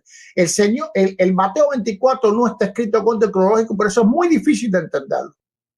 Porque él está hablando primeramente, es decir, en un verso habla una cosa y entonces después habla otra y después vuelve a hablar esa y así vamos sucesivamente. Así de comprender cada verso de qué él está hablando. Vamos a ver si que el verso 37 es como un tiempo de la gran tribulación. ¿Cómo va a ser un tiempo de la gran tribulación? El Señor lo dice, que va a haber un sufrimiento como no lo ha habido antes, ¿verdad? Ni lo habrá después. Eso dice claramente él aquí mismo en Mateo capítulo 24. Dice que va a haber sufrimiento como no lo ha habido antes ni lo va a haber después. Pero ¿cómo es la época que él está narrando aquí? ¿Es una época de sufrimiento? No, todo lo contrario. Es una época en que el hombre está afanado en sus asuntos. Dice, mas como en los días de Noé, así será la venida del Hijo del Hombre. Porque como en los días antes del diluvio no había ocurrido todavía el evento, como en los días antes del diluvio estaban comiéndose, bebiéndose, casándose y dándose en casamiento. ¿Qué es lo que estaban haciendo la gente aquí? La gente estaban sufriendo con 21 juicios arriba, estaban maldiciendo a Dios, como dice el libro del Apocalipsis, estaban deseando que las peñas, las montañas le caigan arriba, como dice el libro del Apocalipsis. No. ¿Cómo está sucediendo esto aquí? Está sucediendo de una forma que las personas están haciendo lo que le venga en gana, como pasó antes del diluvio. Dice, hasta el día que no entro en el arca. ¿Y quién es Noé? La iglesia en este caso. ¿Cuál es el arca? El arrebatamiento. Y ahora lo voy a explicar. Y no entendieron. A ver, si es un tiempo del Apocalipsis, todo el mundo entiende qué es lo que está pasando. Lo dice el Apocalipsis, que las personas maldecirán a Dios por las llagas. Ellos saben lo que le está ocurriendo. Ellos saben que ha venido el tiempo del fin. Pero en este momento ellos no lo saben. Y no entendieron. Y hay gente en la iglesia que no entienden todavía. Espero que ahora después de esta conversación, si entiendas. Y no entendieron hasta que vino el diluvio y se lo llevó a todos. ¿Qué cosa es el diluvio? El juicio. Así también será la venida del Hijo del Hombre.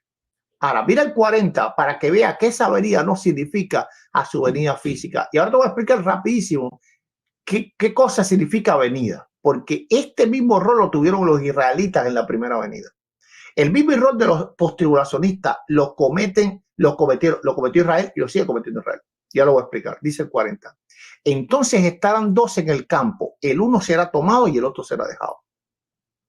Dos mujeres estarán moliendo en un molino. La una será tomada y la otra será dejada. Dice, velad, porque no sabéis a la hora que va a venir nuestro Señor. Pero sabré esto, que si el padre de familia supiese a qué hora el ladrón habría de venir, velaría y no dejaría mirar su casa. Por tanto, también vosotros estad preparados, porque el Hijo del Hombre vendrá a la hora que no pensáis. Vamos a ver. Si el Hijo del Hombre viene, es decir, que el sentido del arrebatamiento, después de los 7 años de la tribulación, tú sabes cuándo va a venir. Pero el arrebatamiento tiene el sentido sorpresa. En el momento que menos tú te lo pienses, ¡chupán! ¿Por qué razón? Porque dice que no sabemos a la hora. Dice, vendrá la hora que no pensáis. ¿Qué tú estás pensando? ¿Que Él viene cuándo? ¿Qué tú estás pensando? ¿Que Él viene cuándo? Después de la gran tribulación. Pues malas noticias. Él viene a la hora que no piensas. Entonces, ¿Él viene en un periodo de tribulación? No. Él viene en un periodo en cual el mundo está sumido en su afán. ¿Y qué periodo es ese? Este que está aquí. Hoy mismo se están casando y se están dando en casamiento, que están en borrachero, que están en cosas. Y no se van a dar cuenta hasta qué. Hasta que entonces la iglesia haya entrado en el arca. Y venga el diluvio, es decir, hasta que venga el juicio. Y después sigue diciendo, pero algo también está importante aquí, para que veas que entonces, cuando él habla de juicio, entonces él está hablando del pueblo de Israel. Vamos a ver. Dice, por tanto, cuando veáis en el lugar santo la abominación desoladora, aquí se está hablando de tribulación. Nota que los contextos cambian. Dice, del que habló el profeta Daniel, el que le entienda. Entonces los que están en Judea huyan a los montes, el que esté en la azotea no descienda para tomar algo de su casa, y el que esté en el campo no vuelva atrás para tomar su capa. Mas hay de las que estén encinta y de las que críen en aquellos días. Dice, orad, pues que vuestro día no sea en invierno ni en día de reposo. La iglesia guardamos el día de reposo a tal punto que no puede, sabes que el judío no puede saltar, ¿ok? Y no puede caminar, creo que son cuántos, unas pocas millas, no me recuerdo bien ahora, pero sí no puede saltar ni puede correr el día de reposo. Es decir, ellos no pueden huir el día de reposo. A nosotros los cristianos tendríamos ese problema, no tendríamos ese problema. Entonces, ¿a quién Jesús está previniendo del tiempo de la tribulación? No es a nosotros, es a los judíos. Porque habrá gran tribulación. Pastor, me perdí en un texto. Dale. Estamos analizando, usted comenzó a analizar la parte que menciona el ejemplo que pone nuestro Señor con Noé. Sí. Y esto es a partir del texto del versículo 29 que le di, pero usted subió a otro texto que habla de la persecución. Te explico por qué hice el cambio. Te explico por qué hice el cambio. Me perdí. Ya, yo entiendo. Yo voy a regresar ahora para ahí. Yo primero te quise hacer ver que dentro de Mateo 24 hay mensajes para la iglesia que no le pegarían al pueblo de Israel, porque el pueblo de Israel va a vivir la angustia de Jacob. Y eso está profetizado, ¿verdad? Es decir, el profeta Daniel profetiza la angustia de Jacob. Sí. Y hay un grupo que uno será tomado y el otro será dejado, pero que el momento que ocurre ese evento no van a estar en gran tribulación. Van a estar afanados y no van a saber lo que está ocurriendo hasta que el evento ocurra. Okay, entonces hay dos eventos aquí. Ya capté. Aquí el 29 me está diciendo, e inmediatamente después de la tribulación de aquellos días, el sol se oscurecerá y la luna no dará su resplandor. Está hablando de los israelitas. Está hablando de los israelitas. Sí, recuerda que ya en el 19 él comienza a hablar del día de reposo. Ahora vamos para el 29. Es lo que quiero identificar en la pregunta. Usted me dice que aquí el sol no dará su resplandor y la luna no dará su resplandor y las estrellas caerán del cielo y las potencias de los cielos serán conmovidas. Entonces aparecerá la señal del Hijo del Hombre en el cielo y entonces lamentarán todas las tribus de la tierra y verán al Hijo del Hombre viniendo sobre las nubes del cielo con poder y gran gloria, y enviará a sus ángeles con gran voz de trompeta y juntará a sus escogidos de los cuatro vientos de un extremo del cielo a otro. Estos escogidos son Israel. Esto no es arrebatamiento. No, mira arriba para que veas. Mira arriba, ve un poquito más arriba cuando él, un poquito más arriba, no, un poquito más abajo, cuando el verso 36, que vamos a ver, mira, en el verso 29 él dice cuándo va a ser. E inmediatamente después de la tribulación de aquellos días el sol se oscurecerá. Es decir, tú sabes que inmediatamente después de la tribulación va a venir él. ¿Lo sabes? Sí, o no lo sabes. Aquí porque me quedé cuando lo dice, pero ahora el 36 dice todo lo contrario, que no se sabe.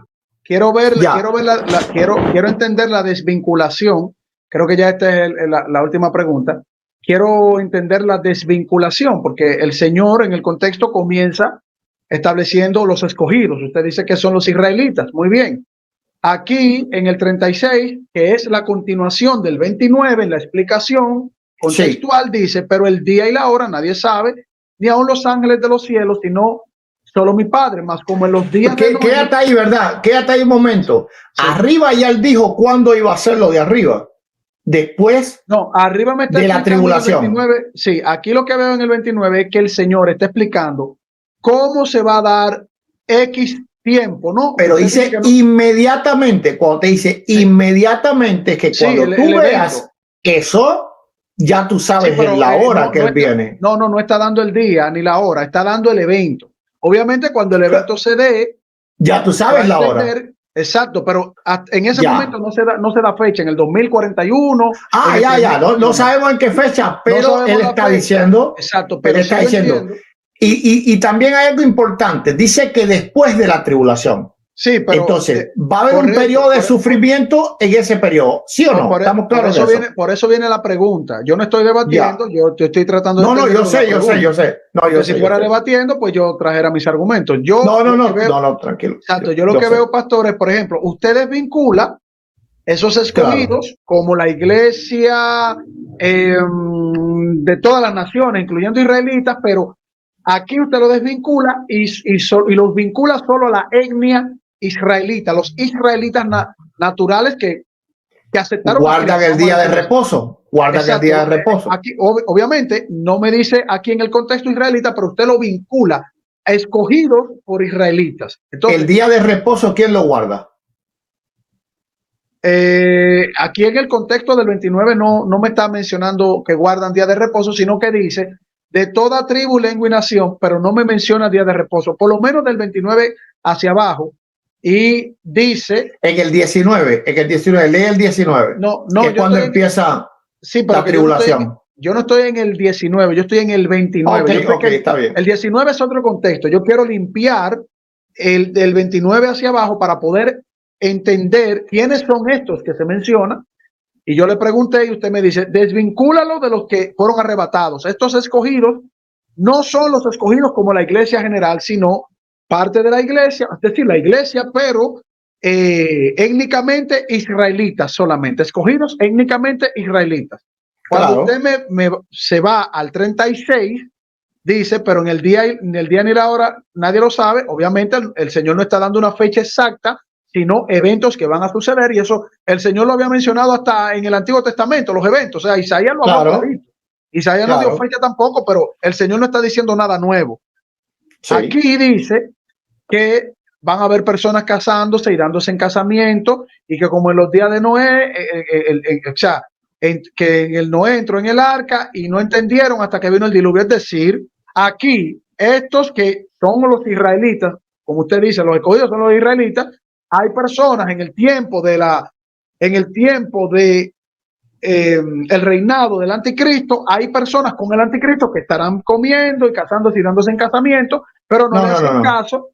Bueno, no. Si no fue eso lo que te expliqué. Okay. Mira.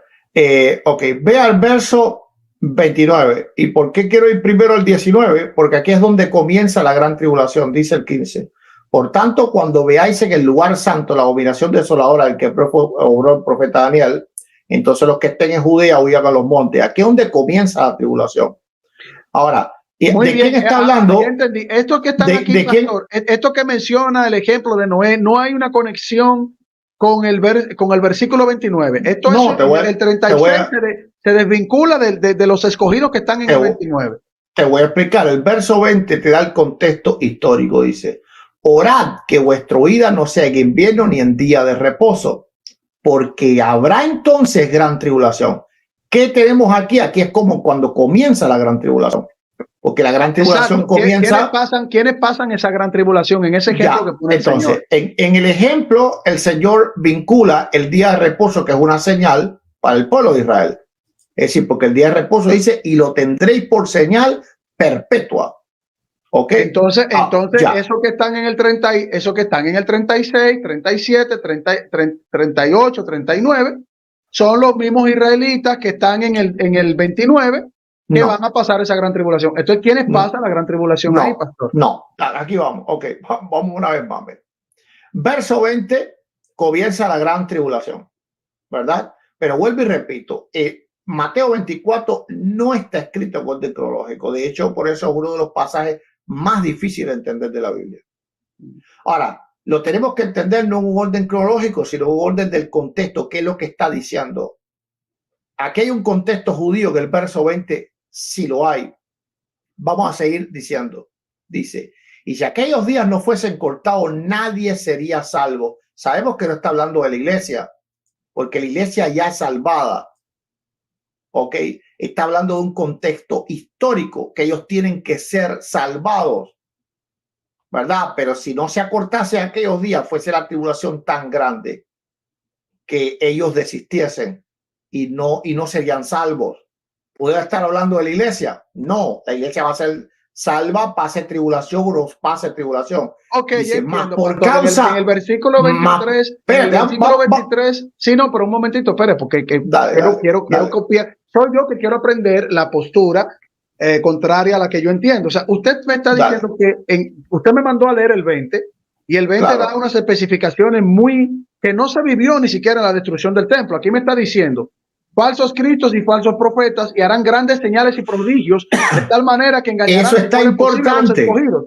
A ver, ¿quiénes hicieron en el tiempo de la destrucción del templo grandes señales que pudieron haber engañado incluso a los escogidos? Cuando se estaba conformando, cuando aún todavía se estaba predicando el evangelio al inicio. Pastor. Ok, esto es bien importante, por eso tenemos que ir verso otra vez. Entraste es decir, a mí me hubiese gustado así más bien analizar los textos que lo hubiese sacado más de esto, pero dice, vamos a ver, dice, mas por causa de los escogidos aquellos días serán acortados. Entendiendo, primero, no puede ser la iglesia va a ser salva aunque los días sean acortados o no fuesen acortados. Eso estamos claros tú y yo, porque nuestra salvación es segura en Cristo. Sí, yo lo que quiero decir es que esos escogidos, pastor, si es en el caso de la destrucción del templo y si estaban viviendo una gran tribulación como nunca en la tierra y era la iglesia en ese momento, vamos al templo. Pero eran los israelitas como escogidos y son la iglesia en ese momento quienes hicieron grandes señales y prodigios como nunca se había hecho en la tierra, que pudiesen haber quizás engañado a los escogidos del tiempo de la destrucción del templo. Claro. Porque no estoy entendiendo aquí cómo yo no puedo desvincular que no es la iglesia cuando estos escogidos son la iglesia. Claro, yo te explico, pero déjame explicarte, entonces después tú me pones tu punto. Ok, pues yo no me vas a entender. Número uno, el nadie sería salvo excluye a la iglesia cristiana. Ningún cristiano puede creer que la iglesia no va a ser salva si esos días no son acortados. A lo largo de todos los tiempos, yo creo que ha habido diferentes dispensaciones, pero una sola iglesia. Esa es la que se va con Cristo, pastor. Claro, es esa la que se va con Cristo. Y luego entonces, es que todavía que ese tiempo Israel no conoce a Cristo. Es decir, Israel necesita conocer a Cristo y necesita predicar para que esa iglesia entonces esté. Los amigos católicos unicitarios. Esa gente se quedan. Esa gente se quedan si no se alinean. Olvídate. Olvídate. Sí. No, olvídate. El llamado del Señor es que se alineen con las escrituras, es cierto. Así sea antes, después, lo importante, como tú dijiste, mi hermano Carlos, es decir, que no esperen al anticristo, ese es el asunto. Yo no estoy esperando al anticristo. No. Ni el falso profeta, que aprovechen ahora. Aprovechen ahora, gloria a Dios. Así. Amén. Queridos hermanos y amigos, un privilegio, como siempre, una bendición compartir con el pastor Eduardo Gutiérrez. Estamos en su canal y también retransmitido por el canal del apologista Salvador Barragán y por Fe y Razón 34. Para nosotros, como siempre, deseando que el Señor les bendiga y que su venida sea lo más pronto posible, porque el pueblo dice: ven, Señor.